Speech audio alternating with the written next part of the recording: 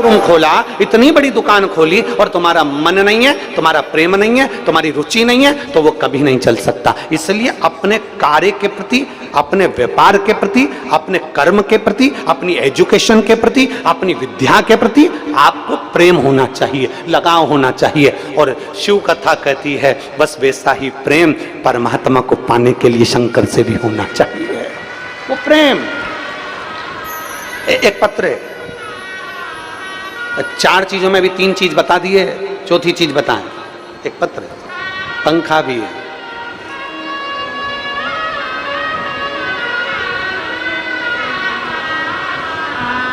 बबली, मीना, मिला, खंडवा, तहसील पंधाना है। तुम समझ गए? ठीक है। पंधाना।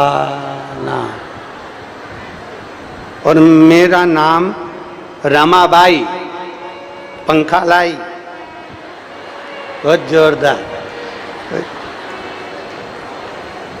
कहीं बैठी है रमाबाई? हाथ हिलाइएगा जरा। कहीं बैठी हो तो हाथ हिलाइएगा। रमाबाई। मेरा गांव बाबली, जिला खंडवा, तहसील पंधाना, और मेरा नाम रमाबाई। पत्र आप पढ़ लें एलईडी पर। मेरा नाम नित्या है, मेरी उम्र 3 साल है। मेरा मोबाइल नंबर ये है। गुरुजी, मेरी लड़की जन्म से बहरी थी, उसको सुनाई नहीं देता था। कहीं बैठी हो तो हाथ हिलाइएगा। और अगर बच्ची लाई हो तो उसको व्यासपीठ के पास लेकर आइए, एक बेलपत्र अवश्य लेकर जाएं। कहीं बैठी हो बच्ची को लेके तो आइएगा। मेरी लड़की जन्म से ही बहरी थी, उसके कान में सुनाई नहीं देता था। खंडवा के, इंदौर के सारे डॉक्टरों को दिखाया, डॉक्टरों ने कहा ये जन्म से बहरी है, इसको सुनाई नहीं देगा, इसकी कान की रोशनी, इसकी कान की आवाज नहीं आएगी, इसको सुनाई नहीं देगा। डॉक्टरों ने एक बधिर का सर्टिफिकेट दे दिया और वो कान से सुनाई नहीं देती थी। हमें हमारे पड़ोसी ने बताया कि सीहोर जाओ या फिर शिव महापुराण की कथा कहीं हो तो वहां जाकर सुनो और बेटी को भी ले जाओ। हम उसको लेकर सीहोर पहुंच गए। सीहोर में जाकर हमने शंकर जी की पूजन करी, कंकर शंकर को उठाकर पूजन करा, शिला पर जल चढ़ाया और वहीं से हम एक रुद्राक्ष लेकर आ गए। बाबा पर भरोसा कर गए, बाबा ये बेटी पराया धन है, इसको सुनाई नहीं देगा, किसके साथ शादी होगी बाबा, इसकी जिंदगी बना दो।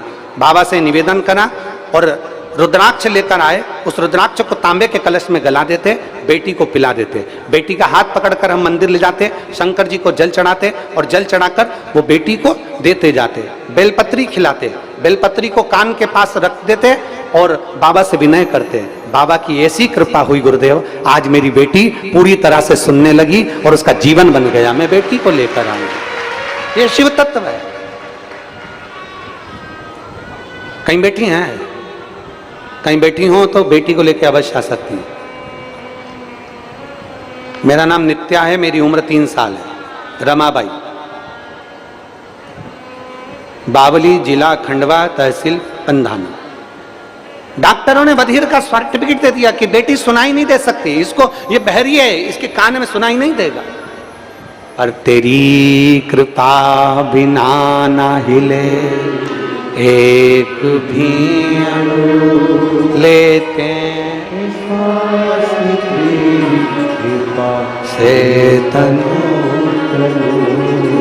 बखान क्या करूं राखों के ढेर का, चपटी भभूत में है खजाना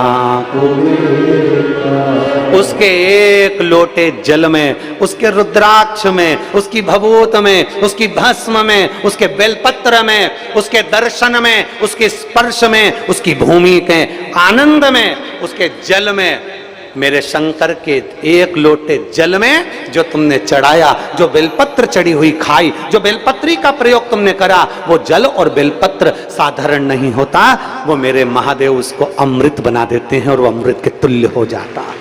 अमृत है।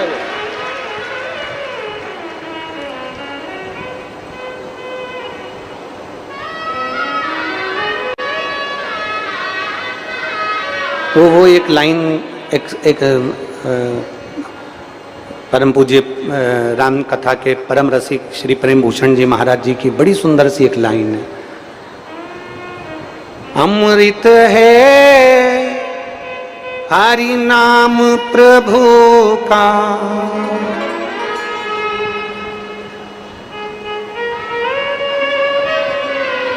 नाम प्रभु का।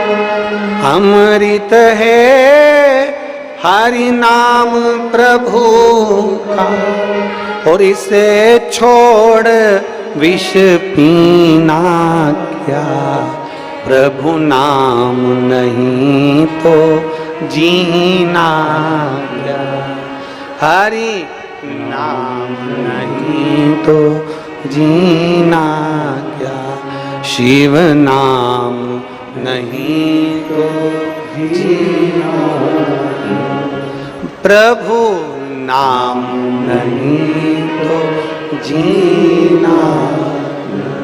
उस शिव नाम में तल्लीन रहे।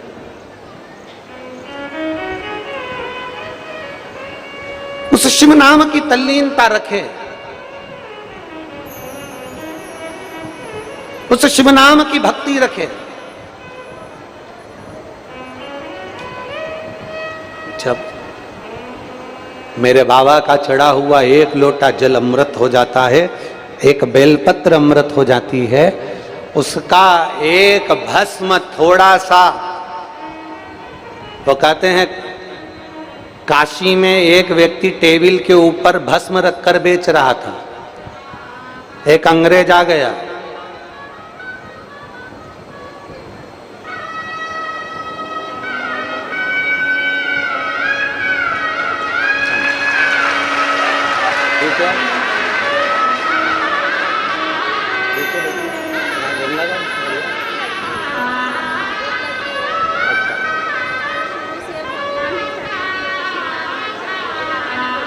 बोलने भी चालू हो गई,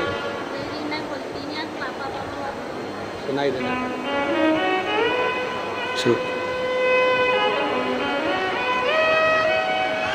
इनके बेटे की बेटी है जो घर पर है, अभी उसको लेकर नहीं आई हैं, और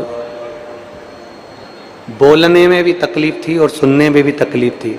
सुनाई तो देना चालू हो गया और बोलती नहीं थी, तब धीरे धीरे पापा पापा कहना प्रारंभ कर दिया।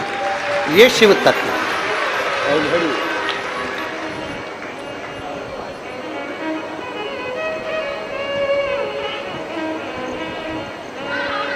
काशी में एक व्यक्ति टेबल के ऊपर रखकर भस्म बेच रहा था, भभूति भस्म बेच रहा है। अंग्रेज ने आकर पूछ लिया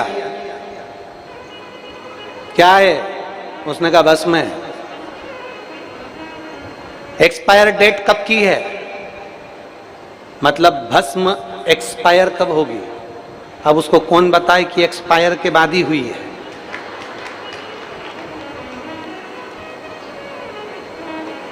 इसकी एक्सपायरी डेट कौन सी है।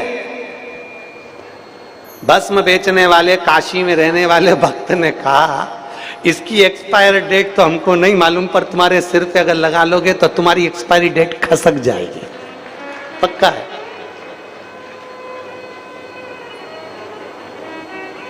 ये हमको तो नहीं मालूम कि इसकी एक्सपायरी कब होगी, पर जो लगा ले।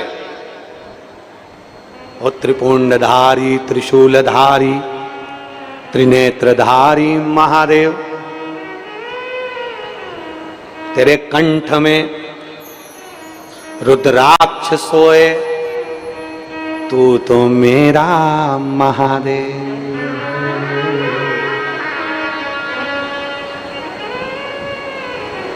और भोले भंडारी रे दूर करो दुख मेरा, हरे त्रिपुरारी रे दूर करो। भस्म की एक्सपायरी कब की है वो नहीं मालूम, पर भस्म जिसके सिर पर लग जाए, त्रिपुंड जिसके सिर पर लग जाए, जिसके आज वो अभी यहाँ लकड़ी रखी थी, कहाँ चली गई। अभी हमारी वो दीदी रितंबरा जी के आश्रम से बहन आई थी तो वो 2 लकड़ी का टुकड़ा लाई। अब उन्होंने कहा गुरुजी ये आप जो बोलते हो ना बेलपत्री की लकड़ी का चंदन भगवान शिव को प्रिय है, हम वही लेकर आए हैं, इसको घिस कर, ये बेलपत्री की लकड़ी का चंदन है, घिसो और शिव को समर्पित। हम वो चंदन लेकर आए। वो साध्वी दीदी, मैं साधुता देता हूँ, बहुत बहुत साधु।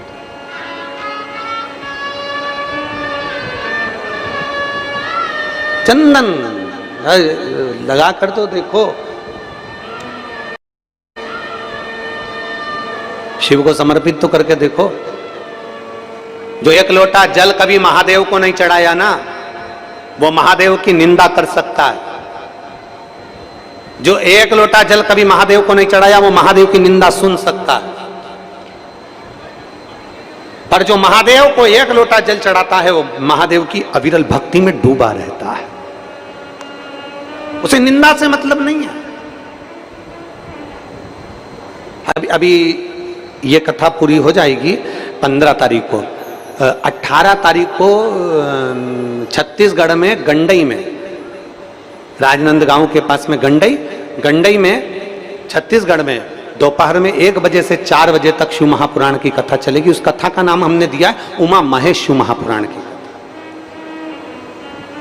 उस कथा को आप सुनना कि भगवान महेश, भगवान शंकर अपनी अविरल भक्ति को उमा जी को क्या क्या ज्ञान उपदेश देते हैं। माता उमा को कहते हैं कि एक नारी का सातित्व अगर उसको रखना है, एक नारी की जिंदगी में उसको सारी उलझनों से मुक्त होना है, तो भगवान महेश माता उमा को ज्ञान उपदेश देते हैं। भगवान महेश अमरनाथ की गुफा में बैठकर माता उमा को, माता पार्वती को ज्ञान उपदेश देते हैं। कभी अगर मौका मिल जाए तो 18, अभी ये 15 जून तक तो ये कथा चलेगी, और 18 जून से गंडई छत्तीसगढ़ में कथा 1 बजे से 4 बजे तक टीवी पर आएगी। आप उसे सुने, उमा महेश शिव महापुराण का, कि भगवान महेश को मानने वाले, भगवान महेश का गुणगान करने वाले, भगवान शंकर का उपासना करने वाले, भगवान शिव की आराधना करने वाले कोई साधारण नहीं होते। शंकर की भक्ति में डूबने वाला ना तो निंदा करता है और ना निंदा सुनता है, वो तो भगवान की भक्ति में डूबा रहता है। और मैं संपूर्ण विश्व के, संपूर्ण भारत के, संपूर्ण देश के, संपूर्ण देश और विदेश में विराजमान सभी भगवान श्री महेश के वंशजों को, माहेश्वरी समाज को मैं धन्यवाद और साधुवाद देता हूं। 15 जून को भगवान श्री महेश की नवमी है, महेश नवमी। मैं संपूर्ण माहेश्वरी समाज को बहुत बहुत बधाई देता हूं, और संपूर्ण माहेश्वरी समाज को बधाई देता हूं। आपकी समाज की एकता, आपकी समाज की अखंडता कई समाजों को प्रेरणा देती है, और मैं निवेदन करूंगा ऐसी समाज की अखंडता और एकता संपूर्ण माहेश्वरी समाज में हमेशा बनी होना चाहिए, क्योंकि आप भगवान महेश के वंशज हो। भगवान शिव के मंदिर जाएं, लोटा भर जल चढ़ाएं, वहां की सफाई करें, और सारी नदी और अपने पूरे जीवन का एक आनंदमय बनाते हुए पवित्रता का ध्यान रखें, स्वच्छ रखें। संपूर्ण माहेश्वरी समाज को बहुत बहुत साधुवाद, बहुत बहुत बधाई संपूर्ण माहेश्वरी समाज। अगर मौका मिले तो 18 तारीख से जो गंडई छत्तीसगढ़ में कथा है उमा महेश, उसमें भगवान महेश माता पार्वती जी को, माता उमा को कई उपदेश दिए हैं भगवान शंकर ने। माता उमा को बहुत उपदेश दिया है, और सारे उपदेशों को श्रवण करिएगा, सारे उपदेश।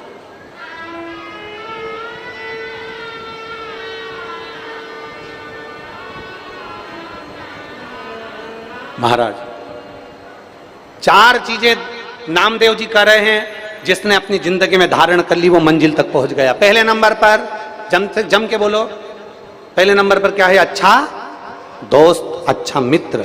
दूसरे नंबर पर अच्छी किताब, जिस किताब को आप पढ़ रहे हो आपको क्या ज्ञान मिल रहा है, कैसे प्राप्त हो रहा है, क्या ग्रहण कर रहे हो आप। किताब आपको मंजिल तक ले जाती है, आपका विषय आपको मंजिल तक ले जाता है, आपका सब्जेक्ट आपको मंजिल तक ले जाता है। और तीसरे नंबर पर है रास्ता, जिस रास्ते को आप चुनो फिर भटकना मती, उस रास्ते पर चलते रहना, एक दिन मंजिल जरूर मिलेगी।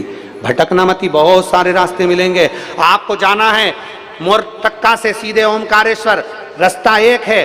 4 लोग आपको रास्ते में मिलेंगे, बहुत सारे मिलेंगे। कोई कहेगा इधर से चले जाओ, कोई कहेगा उधर से चले जाओ, कोई कहेगा घूम के चले जाओ, कोई कहेगा इतनी कथा चल रही ने, भीड़ हो रही ने, कैसे जाऊं रे उनंग ओमकारेश्वर कैसे जाऊं? तो के उनंग से घूमता हुआ ने, गांव का रास्ता से निकलता हुआ ने, वो नहर के रास्ते से पास में से घुसता घुसता पहुंची जा, मालूम पड़े बापड़ा पहुंच तो गया, नहर में जाके फंस गया। क्या फायदा? थोड़ा इंतजार करना। ट्रैफिक ज्यादा है ना, ट्रैफिक ज्यादा है, थोड़ा इंतजार करो। जैसे ट्रैफिक ज्यादा होता है, लाल बत्ती हरी बत्ती हमें बताती है, हमारा सिग्नल हमें बताता है कि ट्रैफिक ज्यादा है, थोड़ा इंतजार करो, रुको, ट्रैफिक क्लियर होगा, चले जाना। और ऐसा नहीं हो सकता कि ट्रैफिक कभी जिंदगी में क्लियर ही ना हो। बोलो होता है कि नहीं होता? अरे बोलो तो जम के।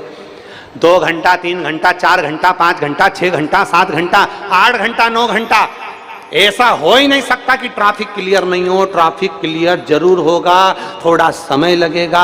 जैसे ट्रैफिक क्लियर होने में समय लगता है, उसी तरह हमारी जिंदगी में जब दुख आता है तो वो भी ट्रैफिक की तरह होता है, धीरे धीरे क्लियर होता है। थोड़ा इधर से मुड़ना, थोड़ा इधर से मुड़ना, थोड़ा शंकर जी की ओर, थोड़ा रेवा मैया की ओर, थोड़ा शिव पुराण की ओर, आराम से मुड़ते हुए जाओगे तो ट्रैफिक क्लियर हो जाएगा और तुम अपनी मंजिल तक पहुंच जाओगे। दुख आएगा, तकलीफ आएगी, कष्ट आएगा। ऐसा कोई जीवन में पैदा नहीं हुआ कि जिसकी जिंदगी में दुख नहीं आया, कष्ट नहीं आया, तकलीफ नहीं आई, जिसके जीवन में तकलीफें नहीं आई। सबके जीवन में आती है, सबके जीवन में। कौन है ऐसा? बस मत बुरे कर्म कर बंदे, वरना पछताएगा, भगवान की आंखों से बच नहीं पाएगा, वो बच नहीं। ऐसा कौन जिसकी जिंदगी में तकलीफें नहीं? ऐसा कौन जिसके जीवन में दुख नहीं? ऐसा कौन जिसके जीवन में अड़चनें नहीं आती हो? कौन है ऐसा? कौन?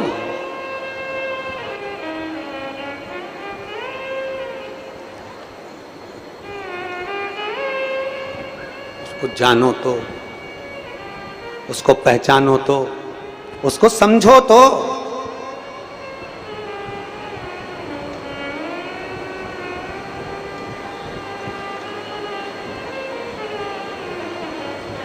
उसको समझो, उसको जानने का प्रयास करो, उसको पहचानने का प्रयास करो।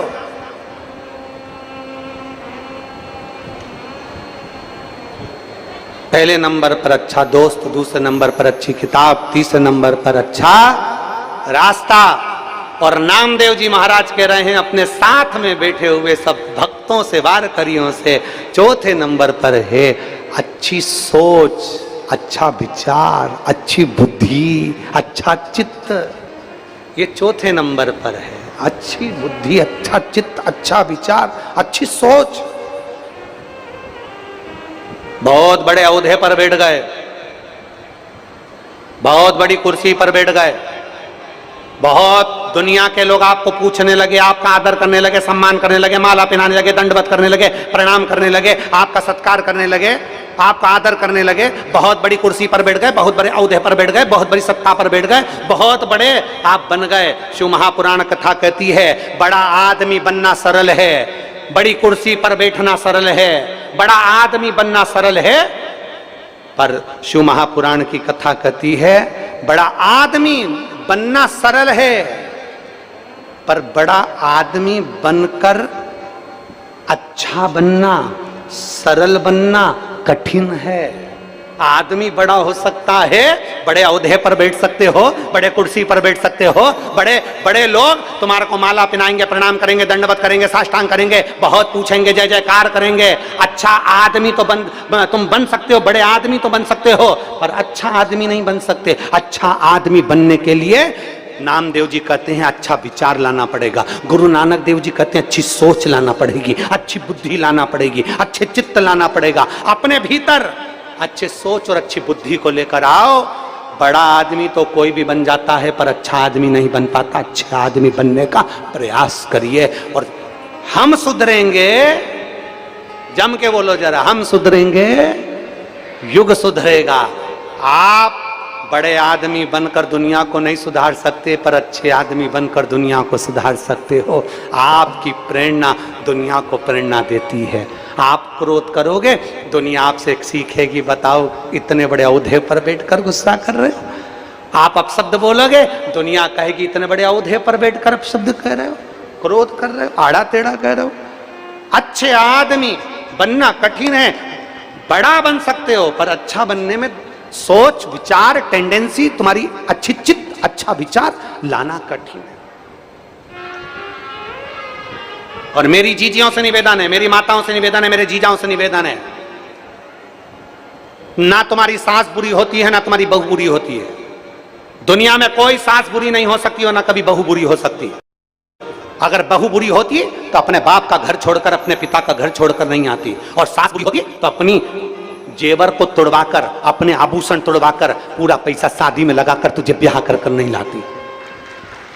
ना सास बुरी है ना बहू बुरी है, बस बुरा कौन है? हमारी, जम के बोलो जरा, जम के, सोच, हमारी बुद्धि, हमारा चित्त, हमारा विवेक। हमने गलत सोच लिया कि मेरी सास तो दिन भर जेठानी जेठानी में लगी रहती है, मेरे को पूछती तक नहीं है। मेरी सास तो छोटे वाले भैया पर ध्यान देती है, तुमको पूछती नहीं है। मेरी सास तो ऐसी, मेरी सास तो वैसी। तुमने चित्त में बिठा लिया कि मेरी सास बुरी है, बुरी है, बुरी है, बुरी है। तो वो सास अपना पूरा जेवर भी निकाल के तुमको दे देगी, तो भी वो सास हमेशा बुरी की बुरी ही रहेगी। और बहू तुम्हारी दृष्टि में आ गया, मेरी बहू बुरी है, छोटी बहू में तो अकल ही नहीं है, छोटी बहू तो ऐसी है, मायके में अपनी सारी बात भर देती है, मेरी छोटी बहू तो ऐसी है, मेरी बड़ी बहू तो ऐसी है, मेरी मंजिली बहू तो ऐसी है। तुम्हारी चित्त में वृत्ति में बैठ गया कि मेरी बहू बुरी है, बुरी है, बुरी है, बुरी है। फिर वो बहू तुम्हारे लिए लड्डू और रसगुल्ला भी ला कर दे देगी, तो भी वो बुरी की बुरी रहेगी। चाहे कितना भी प्रमाण दे लो, चाहे कितना भी। अभी एक संवाद चल रहा है राधा जी का प्रसंग, इसका प्रमाण हम पहले दे चुके हैं। पर जिसकी दृष्टि में सियोर वाला महाराज गलत है, तो वो जिंदगी भर कितना भी प्रमाण दे ले। जैसे माता जानकी प्रमाण दे देकर आखिरी में जमीन में चली गई, पर उसकी किसी ने नहीं मानी। ऐसा चाहते हैं दुनिया के लोग कि तुम प्रमाण देते रहो, देते रहो, देते रहो। क्या प्रमाण दें? क्या प्रमाण चाहिए? इस व्यासपीठ से मेरी मां ने सौगंध खाकर बिठाया था कि प्रमाण इस व्यासपीठ से वो शब्द बोलना जो हमारे शास्त्रों में है। ब्रह्म वैवर्त पुराण में से राधा का संवाद, राधा रानी का संवाद बोला। इसके बाद राधा रहस्य में से राधा जी का संवाद बोला। गौड़िया संप्रदाय की काली पीठ से निकलने वाली पुस्तक में राधा जी का संवाद लिखा है जो हमने बोला। और प्रसन्नता ब्रज 84 कोस में अनय घोष का मंदिर है, वहां जाकर दर्शन करो जावड़ गांव में, उसका प्रसंग कहा। उसके बाद कितना प्रमाण चाहिए तुमको? और बात है राधा रानी की, वो तो मेरी मां है। मैंने इस व्यासपीठ पर बैठने से पहले बाल्यावस्था में 1999 में जब पहली कथा चालू करी थी, तब हमारे पास धन नहीं था। दूसरे की दुकान पर काम कर कर कर पैसा, जो 10 रुपए साइकिल से लिफाफे देने का जो पैसा मिलता था 10 रुपया, उससे हम जा जाकर पैसा लेकर, उस पैसे को लेकर राधा रानी की परिक्रमा करने जाते थे। 51 परिक्रमा मेरी राधा रानी बरसाने की करी है, और ना जाने कितनी परिक्रमा गोवर्धन नाथ जी की करी है। वो तो मेरी माँ है, उसके चरणों में तो मेरा शीश जिंदगी भर पड़ा रहे। और जिस दिन मेरी राधा रानी मुझको इशारा कर कर बुला ले कि मेरे चरणों का दास बन जा, यहाँ बैठकर मेरे दरवाजे की चाकरी करना, झाड़ू लगाना, तो झाड़ू लगाने के लिए तैयार हूं। व्यासपीठ छोड़कर मेरी राधा रानी के चरणों में बैठ जाऊंगा। और माफी की बात करते हो, इस राधा रानी के चरणों में तो मेरी पूरी जिंदगी, मेरा खानदान और मेरा कुटुंब पड़ा है। क्योंकि देवी भागवत में लिखा है राधा शिव का अवतार और कृष्ण पार्वती का अवतार हैं। मेरे शंकर का स्वरूप मेरी राधा रानी, मेरे गोवर्धन नाथ, मेरा ब्रज उससे बिसराता नहीं है। भोले भाले ब्रज में रहने वाले ब्रजवासी इतने भोले हैं, जैसे भगवान कृष्ण के समय पर धेनु में, गायों में धेनु का सुर घुस गया था। और धेनु का सुर घुस गया, पूरी गायों को परेशान कर कर, उनको भ्रमित कर कर, तब भगवान कृष्ण पहचान गए थे कि धेनु का सुर है। कई ऐसे इन ब्रजवासियों को भ्रमित कर रहे हैं, क्योंकि ब्रजवासी बड़ा भोला होता है, बड़ा सहज होता है। हमने हमारी जिंदगी की जितनी परिक्रमा करी गोवर्धन नाथ जी की, उस परिक्रमा में 1 रुपया भी हमने कभी ब्रज के अंदर पैसा खर्च कर कर नहीं। हमने नियम लिया था कि ब्रज में जितनी परिक्रमा करेंगे ब्रजवासी से मांग कर करेंगे। मेरे गोवर्धन नाथ जी की परिक्रमा में जितने ब्रजवासी रहते हैं सब पहचानते हैं सीहोर वाले को, कि बचपन से परिक्रमा करता है। जब चड्डी पहनता था हाफ, उस समय से परिक्रमा करता था और ब्रजवासियों से 2 रोटी मांगकर खा लेता था। मेरे ब्रजवासी इतने भोले होते थे कि बिठाकर छाछ भी पिलाते थे। आज उन ब्रजवासियों में कुछ लोग ऐसे घुस गए हैं जो इस शिवपुराण का विरोध करना चाहते हैं, इस व्यासपीठ का विरोध करना चाहते हैं, प्रदीप मिश्रा का विरोध करना चाहते हैं। वो लोग राधा रानी की आड़ में बदनाम करना चाहते हैं और ब्रजवासी इतना भोला है कि वो समझ नहीं पा रहा। आप कहो जिस दिन राधा रानी के चरणों में आकर दंडवत कर लूं, आप बोलो जितने दिन तक राधा रानी के चरणों में पड़ा रहूं, मेरी माँ है वो, उससे मेरा बैर नहीं है। जो कुछ बोलूंगा प्रमाण से बोलूंगा, बिना प्रमाण के कुछ नहीं बोलूंगा। और जिस जिस महाराज को प्रमाण चाहिए, कुबेरेश्वर धाम खुला पड़ा है, आ जाओ और प्रमाण लेकर जाओ। जिस जिसको प्रमाण चाहिए, कुबेरेश्वर धाम खुला पड़ा है। राधा नाम क्या होता है? मेरे सीहोर की एक गली में जाकर पूछना कि राधा नाम कीर्तन कैसा कराया। राधा नाम क्या है? कई सालों से 51 परिक्रमा जब तक राधा रानी के बरसाने की करी, तो उस उतने वर्ष तक राधा नाम कीर्तन एक एक बच्चे बच्चे के मुख पर राधा राधा जब्बा दिया। मेरी सिद्धपुर भूमि सीहोर का एक एक बच्चा जानता है कि राधा का नाम क्या है। वो वृंदावन नहीं गया, वो बरसाना नहीं गया, पर सीहोर को बरसाना बना दिया था। इतना राधा नाम जब्बाया है उस सीहोर की भूमि पर। तुम क्या सहज समझते हो? और सोशल मीडिया वाले सोचते हैं कि बदनाम करेंगे। अरे मेरे शंकर के भक्त हैं, ये तो राधा रानी की कृपा है। तुम जिस दिन बोल दो, मैं साधुता देता हूं श्री पौंडलिक जी महाराज जी को, गोस्वामी जी को, मैं साधुवाद देता हूं कौशिक जी महाराज जी को, मैं साधुवाद देता हूं संजीव कृष्ण शास्त्री जी को, मैं साधुवाद देता हूं राजीव जी शास्त्री जी को, मैं साधुवाद देता हूं अनूप जी शास्त्री जी को, जिन्होंने वृंदावन से फोन लगाकर कहा गुरुदेव आप जब भी इधर पधारे महाराज जी, अपन सारे विद्वानों की सभा रखेंगे, आप उसमें अपनी बात रखना। और हमारे यहाँ पत्र आया और हमने पत्रों के माध्यम से उनको सूचना दी, हम पहुंचेंगे वहां पर बात करेंगे। और इतने बड़े विद्वत संत हैं माननीय श्री प्रेमानंद जी महाराज, उनके चरणों को दंडवत करता हूं भारत की भूमि पर। और ब्रज में इतने बड़े रसिक संत कोई नहीं होगा। ब्रज में इतने रसिक संत है प्रेमानंद जी महाराज, अगर वो एक फोन कर देते कि प्रदीप तुझे आना है, उनका ये दास दंडवत करता करता उनके चरणों में पहुंचकर उनसे बात करता रहा। एक बार कह देते, क्योंकि वो रसिक संत हैं, राधा रानी के परम भक्त हैं, भगवान कृष्ण के परम भक्त हैं। उनके लिए मेरे ये प्राण भी उनके चरणों में निछावर हैं। अगर वो बोलते तो मैं उनके चरण धोकर आचमन कर कर जवाब देकर आता। इतने रसिक संत हैं, उनका प्रणाम करता हूं मैं, उनको नमन करता हूं मैं, जिनकी जिह्वा पर इस बावरे का नाम तो आया, कैसे भी आया, कल्याण तो हो गया, नाम तो आया। और मेरे ब्रज के एक एक ब्रजवासी को नमन करता हूं, प्रणाम करता हूं। अगर मेरी वाणी से कोई चोट लगी हो तो मुझे क्षमा करिएगा, पर प्रमाण से कहा है और प्रमाण अपने पास रखूंगा और उस प्रमाण को जिंदगी भर रखूंगा। सत्य पर जियाऊं और सत्य पर जीऊंगा, क्योंकि मेरा शंकर सत्यम शिवम और सुंदरम वाला है।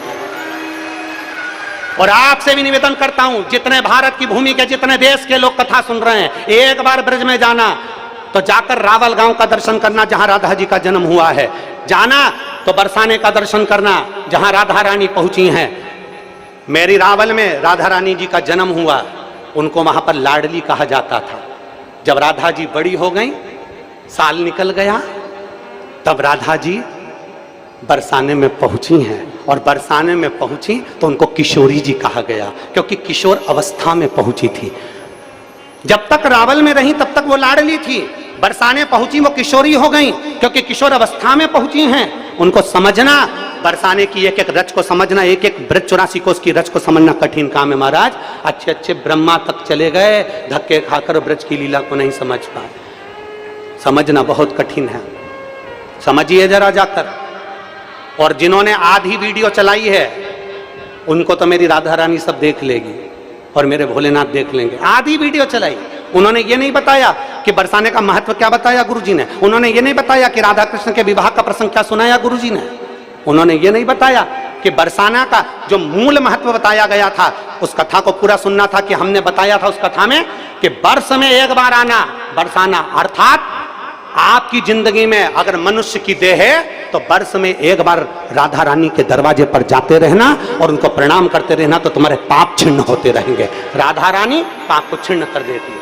उस क्लिपिंग को पूरा तो बताया नहीं, उसमें से काट कर हमारे सब्जेक्ट को छोड़कर उसमें दूसरा उस सब्जेक्ट को वही की वही फेस लगाकर, वही की वही वाणी लगाकर उसको काट काट कर क्लिपिंग बनाकर जनमानस में प्रेषित कर दिया। मेरा साधुता है पूरे ब्रज भूमि के संतों को, साधुओं को, राधा रानी के चरणों को जिस दिन आऊं उस दिन मेरी राधा रानी की पूरी देहली की मैं झाड़ू लगाता फिरूं, मुझे कोई दिक्कत नहीं। मेरी माँ है वो। पर जो गलत राधा रानी के पर्दे की आड़ में जो शिव महापुराण को लांछन लगा रहे हैं, राधा रानी की पर्दे की आड़ में जो विद्रोही, जो विधर्मी, जो सनातन धर्म को अच्छा नहीं देख सकते, वो इस पर्दे की आड़ में ना जाने क्यों बदनाम करने में लगे हैं। इन्होंने कईयों को बदनाम किया तो हमको भी करें भी कर रहेंगे नहीं। नामदेव, तुकाराम, रामकृष्ण, मीरा, कर्मा जैसे को नहीं छोड़ा तो हमें कौन छोड़ने वाला है। साधुता है। और मेरी ब्रज की पवित्र भूमि को, मेरे ब्रज में रहने वाले ब्रजवासियों को दंडवत प्रणाम करता हूं, नमन करता हूं। आपकी साधुता है, आपके बीच में रहा हूं, साधुता है। और यदि एक शब्द के लिए अगर एक पत्र भेज देते सीहोर वाले महाराज के पास में, कुबरेश्वर धाम का पता सबको मालूम, एक पत्र भेजते, ये पत्र भी आते हैं, वो पत्र भी मैं पढ़ता और मेरे को आज्ञा होती मैं ब्रज में जाकर तुरंत उस बात का जवाब देता कि ब्रह्म वैवर्त पुराण के 174 नंबर पेज पर ये सब बातें लिखी हुई हैं। राधा रहस्य में ये बात लिखी हुई है। मैं कहता गौड़िया संप्रदाय के काली पीठ से निकलने वाली पुस्तक में ये बात लिखी। और ये भी नहीं मानना तो ब्रज की जावट गांव जाइए, जहां पर राधा जी का पूरा आनंदमय सुख आपको मालूम पड़ जाएगा कि विवाह का प्रसंग कहां है। हम भी मानते हैं, मां है हमारी, और मेरी मां कभी बुरा नहीं करती है। बोल राधा रानी सरकार की जय। जय श्री राधा। वो जानती है, समझना मुश्किल। सोच, बड़े आदमी बनना सरल है, बड़े सिंहासन पर बैठना सरल है, बड़ी जगह पर बैठना सरल है, पर बड़ी सोच रखना बहुत कठिन है महाराज, बहुत कठिन। और फिर निवेदन करूंगा, ब्रज के कोई संत अगर मुझे आमंत्रित करे मैं तैयार हूं, आपके चरणों में आऊंगा, दंडवत करूंगा, प्रणाम करूंगा और आपको पूरा व्याख्यान बता कर दूंगा।